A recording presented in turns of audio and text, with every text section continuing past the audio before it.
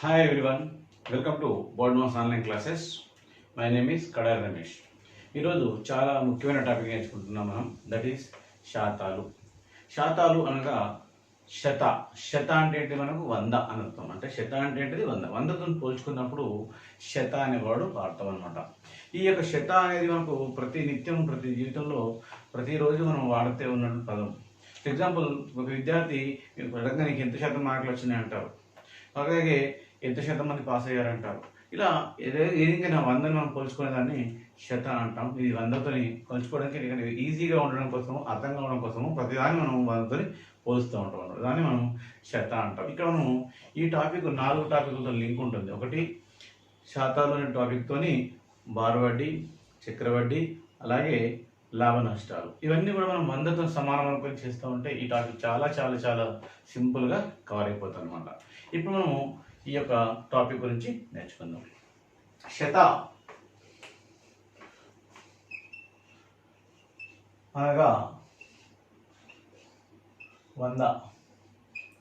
శత అంటే మనకి ఇక్కడ 100.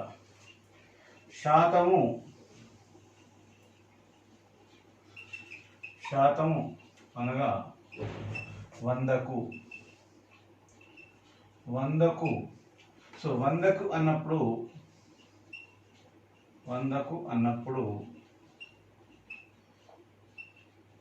100 భిన్నంలో హారంగా ఉంటుంది. 100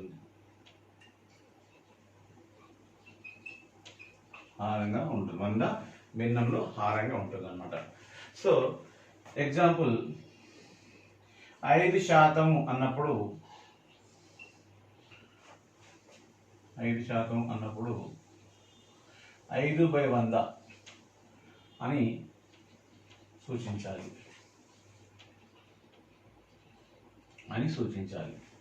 శాతానికి గుర్తు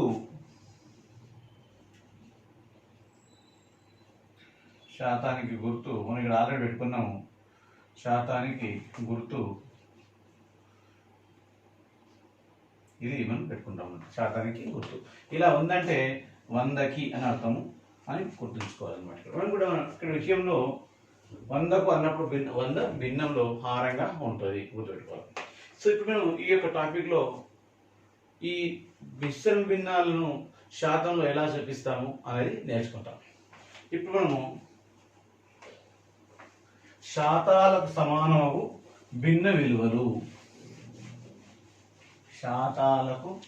సమానము భిన్న విలువలు.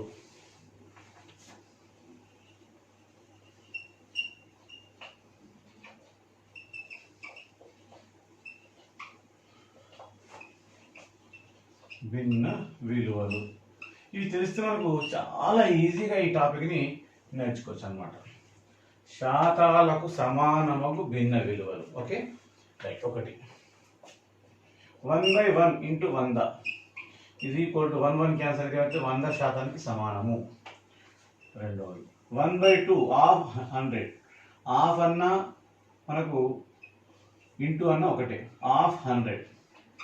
దీన్ని మనం ఎంత 50 శాతానికి సమానము అనుకుంటాం. లేదా 1/3 ఆఫ్ 100. 1/3 × 100 అన్న 1/100 అన్న ఒకటే. కాబట్టి మనకు 1/3 ఆఫ్ 100 ఈజ్ ఈక్వల్ టు 33 1/3%గా తెలుసుకుంటాం అన్నమాట. 33 1/3%. ఈ 33 1/3% ఎలా వస్తుంది? 100ను మనము 3 భాగాలు చేస్తాం అన్నమాట. 100 ఎన్ని భాగాలు చేస్తున్నాం? 3 భాగాలు చేస్తాం. అప్పుడు మనకు ఈ డినామినేటర్లో 3 ఇలాగే ఉంటూ 3 3 9. ఈ 10లోకి వెళ్ళి 3 పోతే 3 3 9. ఇంకెంత మిగులుతుంది? 3 3 9. ఇంకెంత మిగిలింది? 1. కాబట్టి ఇది భిన్నం అన్నాం కదా, శాతం అన్నాం కాబట్టి 33 1/3%కి సమానం అవుతుంది అని చెప్పుకోవాలన్నమాట. అలాగే మనం అన్ని విలువలు తెలుసుకుందాం. Next point, 1/4 of 100 is equal to 25 శాతానికి సమానము. 1/4 ఆఫ్ ఎంత? 25% విలువ. 25% అంటే ఇప్పుడు 25/100 ఈజ్ ఈక్వల్ టు ఎంత? 25 1 1/4 కదా. అట్లా. నెక్స్ట్ పాయింట్, 1/5 ఆఫ్ 100 ఇది ఈక్వల్ టు 20%. నెంబర్ 6 1/6 ఆఫ్ 100 ఇది ఈక్వల్ టు ఇక్కడ 100/6 అనమాట. 100/6 మనము ఇది దేనితో క్యాన్సిల్ అవుతుంది, 2తో క్యాన్సిల్ అవుతుంది. 2 3 జా 6 2 50 అని తెలుసుకుంటాం. అప్పుడు ఇది మనం భిన్న రూపంలో మార్చుకుంటే ఈ 3 అనేది ఇంకా దేనితో పోదు కాబట్టి 3 2 జా 3 1 జా 3 3 6 జా 18 16 3 జా 48. అవుట్ ఆఫ్ 50లా 48 పోయినాయి కాబట్టి ఇంకెంత మిగులుతుంది 2%. కాబట్టి దీన్ని 16.2/3%గా తెలుసుకోవచ్చు. అలాగే 1/7 ఆఫ్ 100 దీని విలువ మనము 7 1 జా 7 ఇక్కడ 3 మిగులుతుంది. 7 4 జా 28 2. దీన్ని మనము 14.2/7%గా తెలుసుకోవచ్చు. 14.2/7. నెక్స్ట్ 8వ 1/8 ఆఫ్ 100 1/8 ఆఫ్ 100ను 100/8గా రాసుకోవచ్చు, 50/4గా రాసుకోవచ్చు, 25/2గా రాసుకోవచ్చు. 4 2 జా 4 25. దీన్ని మనం 25/2 అని రాసుకుంటే దీన్ని విచలవినంగా మార్చుకుంటే 2 12 జా 24 1 12 1/2%. అలాగే 1/9 ఆఫ్ 100 ఇది ఈక్వల్ టు దీన్ని మిశ్రమంగా మార్చుకుంటే 3 3 19 11 99 1 ఇది ఈక్వల్ టు 11.1/9%. 1/10 ఆఫ్ 100 ఇది ఈక్వల్ టు 10%కి సమానము. ఎప్పుడన్నా మనం ఒక విలువలో 10% కనుక్కోమన్నా 1/10 చేసినా అంతే విలువ వస్తుంది. నెక్స్ట్ 1/11 ఆఫ్ 100 ఇది ఈక్వల్ టు 11 99 1 9.1/11%కి సమానము. ఈ 9.1/11% మనం విలువిస్తే దాన్ని డైరెక్ట్ మనం 1/11 చేస్తే ఆన్సర్ వచ్చేస్తుంది. నెక్స్ట్ 1/12 ఆఫ్ 100 దీన్ని మనము 4 3 జా 4 25గా రాసుకోవచ్చు. ఇప్పుడు దీన్ని 3 8 24 1 8.1/3%. 1/13 ఆఫ్ 100 ఈ 13 అనేది ప్రధాన సంఖ్య, దేని చేత భాగించబడదు కాబట్టి మనము ఈ 13 ఇలాగే రాసుకొని 13 7 91 ఇంకా 9 మిగులుతుంది కాబట్టి 13 7 91 9 100. సో 7.9/13%గా రాసుకోవచ్చు. నెక్స్ట్ వచ్చి 14 1/14 ఆఫ్ 100 దీన్ని 1/14 ఆఫ్ 100 మనము 2తో కట్ చేసుకుంటే 250 టైమ్స్ 2 7 టైమ్స్. దీన్ని 7 7 జా 49 1 7 1/7%గా తీసుకోవచ్చు. 7 49 1. నెక్స్ట్ వచ్చి 1/15 ఆఫ్ 100 దీన్ని మనము 5 3 టైమ్స్ 5 20 టైమ్స్ కాబట్టి 3 6 18 2 6.2/3%గా తెలుసుకోవచ్చు. నెక్స్ట్ 16వ పాయింట్ 1/16 ఆఫ్ 100 దీన్ని కట్ చేస్తే 4 4 16 4 2 4 5 ఇది ఈక్వల్ టు 4 6 24 1 6.1/4%గా తెలుసుకోవచ్చు. నెక్స్ట్ వచ్చి 1/17 ఆఫ్ 100 ఇది ఈక్వల్ టు 17 5 85. 85 అంటే ఇంకెంత మిగిలింది 15 మిగిలింది కాబట్టి 15. సో కాబట్టి మనము 17 85 5.15/17%గా తెలుసుకోవచ్చు. దాన్ని 1/7 17గా తెలుసుకోవచ్చు. నెక్స్ట్ వచ్చి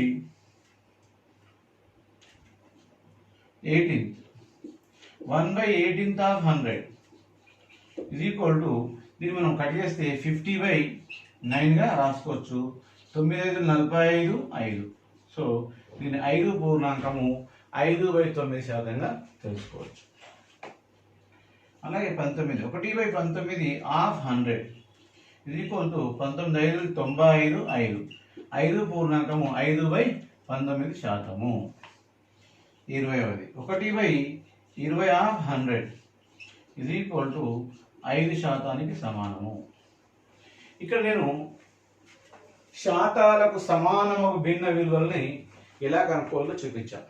శాతాలకు సమానము భిన్న విలువలను ఎలా చేయాలో చూపించాం. దీని చిన్న ఎక్సర్సైజ్ కూడా మీకు ఇవ్వడం జరుగుతుంది.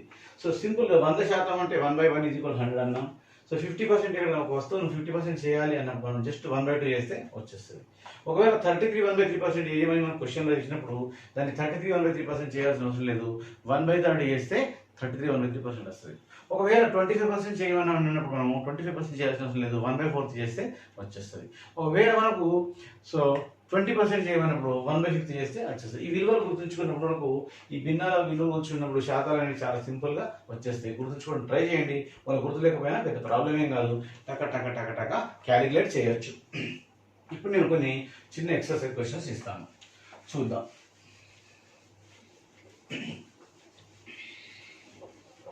సో క్వశ్చన్ మనము question number 1, 33 1/3% of 900 is equal to అని ఇచ్చాడు.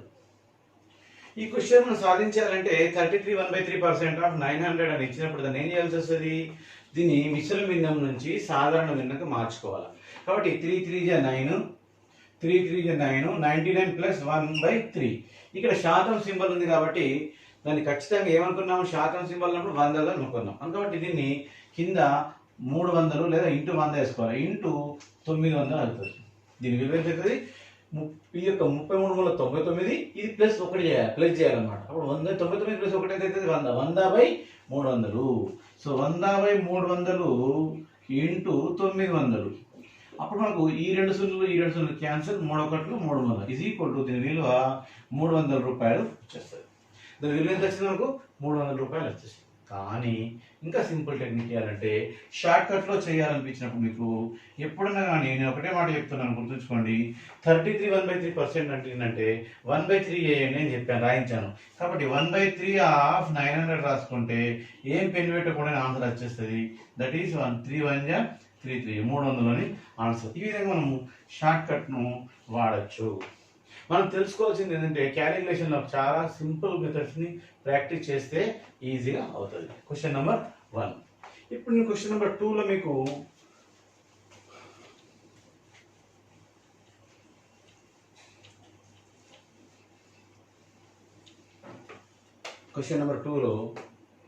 ప్రాక్టీస్ క్వశ్చన్ నెంబర్ 2లో 12 1/2% ఆఫ్ 2400 అని ఇచ్చిన ఈజ్ ఈక్వల్. సో 12 1/2% ఆఫ్ 2400 అంటే దీన్ని మిశ్రమ భిన్నం నుంచి సాధారణ భిన్నం మార్స్తే 2 12 24 1 25 25 ఇక్కడ శాతం సింబల్ ఉంది కాబట్టి 200 ఇంటూ 2400 అవుతుంది. ఈజ్ ఈక్వల్ టు కట్ చేస్తే 5 4 20 5 5 25 5 1 5 8 is equal to 8 1 8 3. So answer is 300 అని చెప్తారు. కానీ మీకు సింపుల్ మెథడ్ చెప్పాము. ఎప్పుడైనా 12 1/2% ఉందంటే డైరెక్ట్ షార్ట్ కట్ ఏం చెప్పాను, 1/8 అని చెప్పాను. సింపుల్గా షార్ట్ కట్లో చూద్దాం మనం దీన్ని ఆన్సర్ను. షార్ట్ కట్ చేసేటప్పుడు 1/8 ఆఫ్ 2400 పెన్ను కూడా పెట్టాల్సిన అవసరం లేదు, ఈజ్ ఈక్వల్ టు 300 ఆన్సర్ టక్కన వచ్చేసింది. ఎంత సింపుల్ ఆన్సర్ వచ్చింది చూడండి. అంటే ఇప్పుడు మనకు 12 1/2% విలువ 1/8 సమానం అనే విలువ తెలిసి ఉండాలి.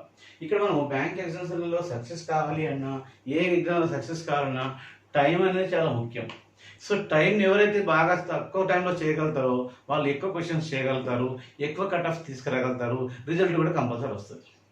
ఆన్సర్ వస్తుంది మనకు కొంచెం లేట్ వస్తుంది అనుకున్నప్పుడు మాత్రం కష్టం అవుతుంది. సో నేను ఇప్పుడు మళ్ళీ క్వశ్చన్ నెంబర్ 3.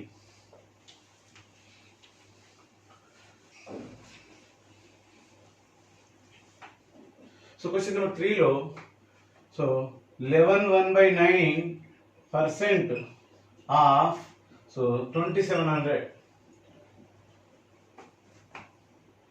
5400 అని రాసిన ఈజ్ ఈక్వల్ టు 11 1/9% ఆఫ్ 5400. మీకు 11 1/9 అంటే 11 9 99 ప్లస్ 1 100 100/9. సింపుల్గా 1/9 అని రాసుకోవచ్చు. 1/9 of 5400 is equal to 9 1 9 6. So answer is 600 అని సింపుల్గా చెప్పేయచ్చు. ఈ విధంగా మనం డైరెక్ట్ షార్ట్ కట్ నేర్చుకోవాలి.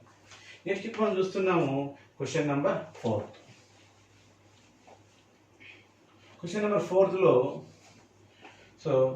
7 9/13% ఆఫ్ 2600 అని ఇచ్చాడు. 7 9/13% ఆఫ్ 2600. దీన్ని ఎలా చేయాలి, 7/9/13 అనేది మనకు షార్ట్ కట్ ఫార్ములా 1/30కి సమానం. కాబట్టి షార్ట్ కట్లో మనము ఏం చేస్తాము, 1/13 of 2600 is equal to 13 is equal to 200 answer అని చెప్పచ్చు. క్లియర్ కదా? Right. Next question number 5.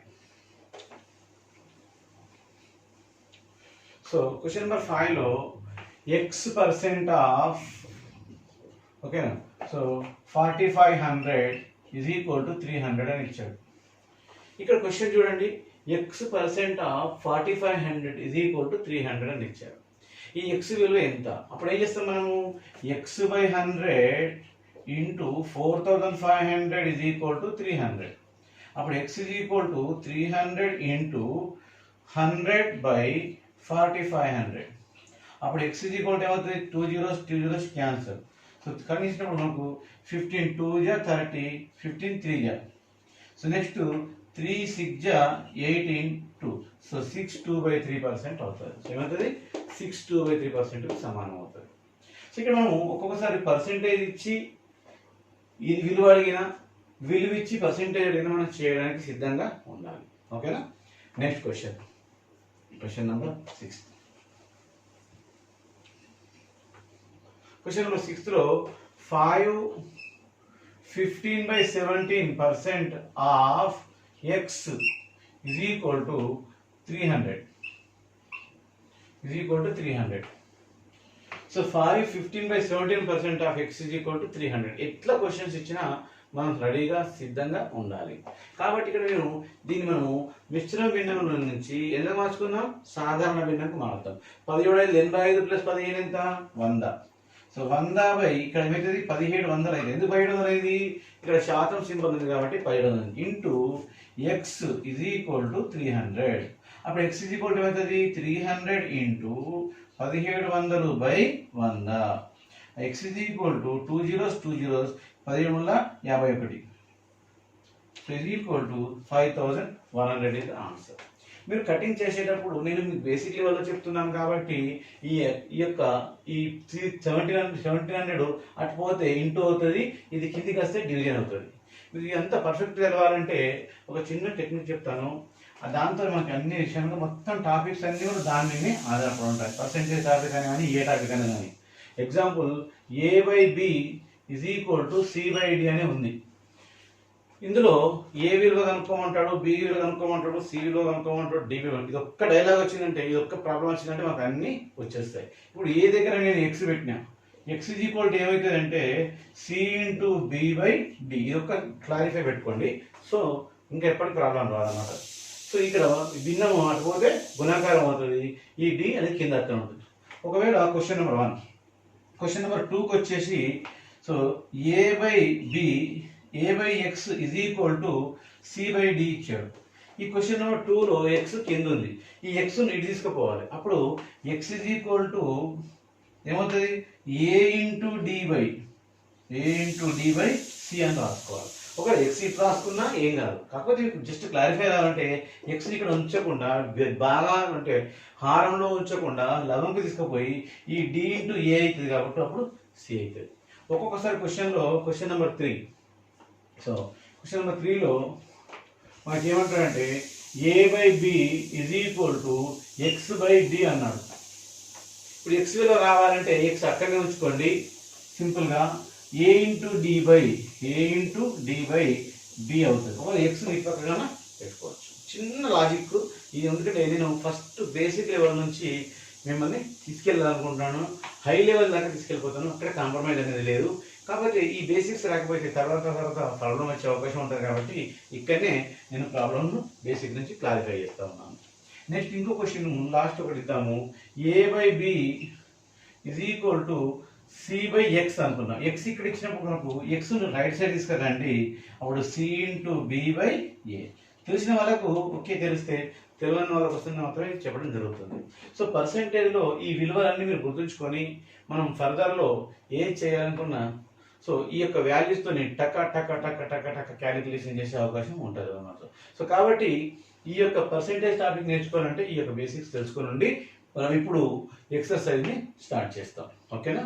Right. All the best.